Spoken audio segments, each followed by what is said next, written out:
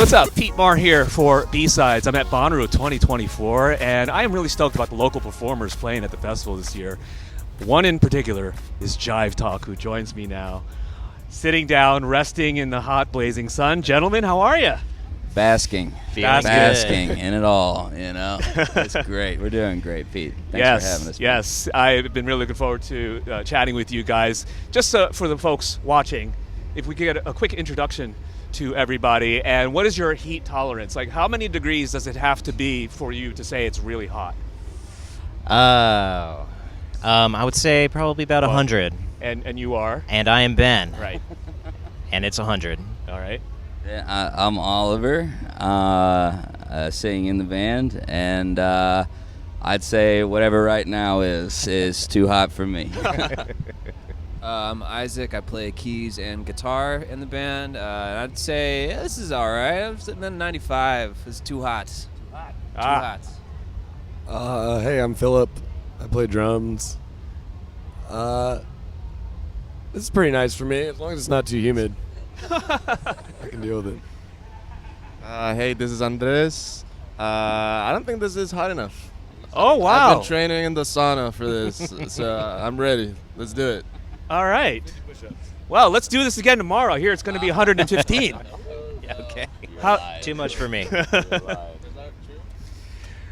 What's that? Is that true? Is that true? Is it gonna be I mean, 115 I'm from San Francisco. Everything is 115 to me. Yeah. Let's be honest. I just mentioned how you guys are part of the local scene and playing Bonnaroo, literally a stone's throw in your backyard. I mean, describe the feelings, the vibe. How many people and family and friends are on your guest list? Oh, I think we got about, 14, 15 people on our guest list, so it's not too extensive. It's crazy, Per person.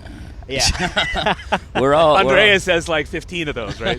Actually, my friend is visiting from back Yeah. home, Camilo. It's really cool that he was able to make it. He lives in Bogota, so Wow. it's a nice convergence of people. That's awesome. Yeah. And though we are all based in Nashville, none of us are from Nashville. We all come from many different areas. Yeah. And so can't bring the entire family because they don't all really live here, but a few friends along the way. What is the Nashville scene like for a band like you guys? It's interesting, you know, because that you think Nashville, you think New Orleans jazz, you think Nashville country, and there is a pocket on the east side of Nashville that is, and a few venues and promoters that are a staple in the development of non-country pop, rock, punk, Nashville scene.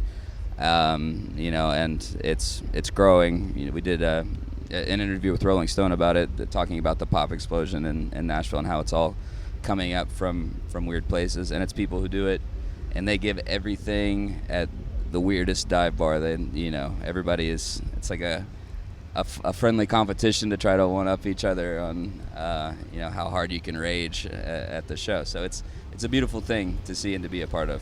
You bring up a good point, because country music has been kind of having a resurgence among people that don't do country music. For example, Beyonce and the whole list and so forth, right? And what you're describing to me is kind of pivoting the other way. It's just, I guess Nashville seems like it's obviously a booming city, so a lot of other people are coming, and just it seems like a lot more influences of different styles, and even with the resurgence of country and other elements of music, it's just created more country, of a... And then there's also Jack White, you know, owns the Blue Right. Room down there, and so while it is like the tourists you see in Nashville is country, but there's a lot of meat underneath that. Right. Well. From what I understand, the band started with the three of you guys, right? Ben, Oliver, and Isaac. And then some folks have come and gone and what have you. So, Philip and Andreas, what was it about these three that really spoke to you and the music they made that made you want to join the band? Well, when I first met him, it was at a bar called Mickey's in East Nashville. And what caught my attention was that they all moved to Nashville to pursue that band specifically. And I remember I told him that night that I thought it was a very romantic idealistic thing to do, to move to a new place to pursue a band that is up and coming. So that was the first thing that really caught my attention. And yeah, it's been, smooth sailing. How long have you been with them? Like 3 years. Okay. Yeah. And was it the 80s vibe, synth pop vibes? What was it that really hooked you? It's a live show. Live show. The energy. I like how Oliver's really learning here. I've never heard this question. I'm interested. When I joined the band, Oliver stopped playing instruments, so he focused more on the theatrics of the show. And at first it was really distracting to play music because he's so entertaining. It was really hard to play an instrument, and I was just laughing at him the whole time. I thought it was the best. Philip? Funny enough, I also met them at a bar called Mickey's. Oh. Yeah. Where it all happens. And yeah, it was really just a really good hang. I think I might have been more interested in playing tennis at the time. And then later found out that there was some really great music along with the good hangs. And yeah, it just all seemed to come together very naturally. And the music's been super fun to play. And now as we've kind of grown as a unit, diving a little bit more into that process together, it's been really cool. You obviously have forged your different sounds, and I referenced the 80s synth sounds and what have you. Collectively, are there specific artists that is a common thread between you guys? I'd say an artist that bonded us together a bit was The National. It's a really big influence, I think lyrically and just song structure and vibe, but Floor Tom all the way home. And what else? But collectively, I don't know. I know we all love We love Radiohead. Radiohead, Oh, Commonality, LCD Sounds, Arcade Fire for sure, MGMT. Fish in there. Wow. Like, you know what I mean? You're in the van, you're touring, and someone's Yeah. control of the aux cord, right? Yeah. What are you playing? Well, whose playlist is, right? That's kind of what I was Herb Yeah. Alpert and the Tijuana Brass Band. Yep. Oh, nice. That's our happy song. That's our happy song. Those artists that I think Arcade Fire is a great example of some a direction we can aspire, because there are those heavy synths. It's like the Everything Now album is a huge. Who was that produced by, Andres? Daft Punk produced the one The before last, and the Everything last Now? one was Nigel Godrich, Yeah. which is Radiohead's producer. So Pretty it's badass. they have also, it feels like the same influences, surrounding that we also have, and they combine elements that might not feel like they go together, which we're all about putting something that doesn't fit right, but you kind of force it in there, and somehow it comes out into a product that we're proud of. So that's how we met. We went to school for theater, and so that's has always been a part of our live set, is how can we make this like Act 1, the climax, the denouement, everything, just treating it like a production in that way, telling a story, and with a little bit of choreography and fun. And trying to trip Andreas up. Right. That's the conflict. That's make essential. Make sure he's on point. Yeah. Isaac, you were going to say something? I forget. We recently had an obsession with Mitski. Just seeing her like live performances. Such a cool thing. Anyway, that's all. Mitski. Yeah. No, that's another great example as well. You guys have certainly evolved, and from Potions to Rat People and Sally.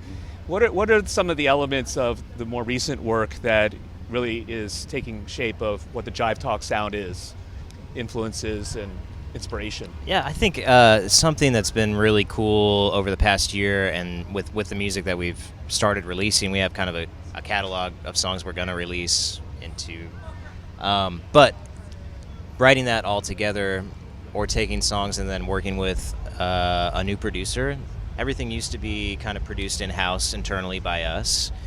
And then like a year and a half ago, we started doing singles with a producer named Jared Corder.